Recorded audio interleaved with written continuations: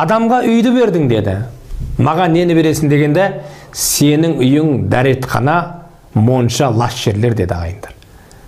Біз дәретханаға кіргенде оған қарамаймыз ғой ағайындар. Дәретханаға кіргенде сол аяқпен кіріңдер деген. Сол аяқпен. Міне 15 ғасырға жуық уақыт болып қалды, 14 ғасырға жуық уақыт болып қалды.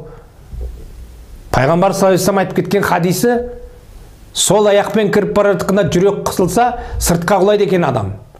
Ал дәретханаға оң аяқпен кіріп бара жатқанда жүрек қысылса, ішіне құлайды екен де, Алла сақтасын.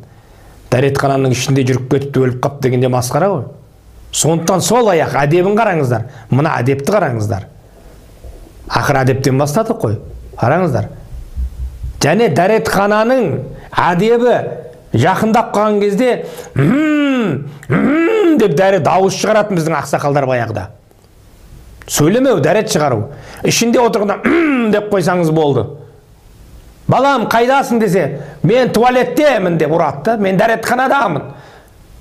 Болмаса туалетпен сөйлесіп отыр, туалетте телефонмен сөйлесіп отырады ішінде.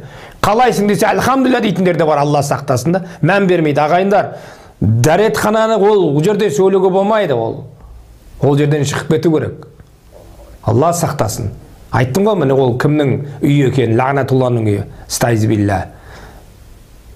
Аллахумма инни аузубика минал хубси вал хабаиз деп кіреді. Дұғасы бар өзінің. Алла түрлі бәлекеттен сақтағын соның ішінен шыққанда деп. Ғуфранака деп шығады шыққан кезінде. Міне лағнатулла сол уақытта адамның қатты билеп тұрады әлсіз кезінде.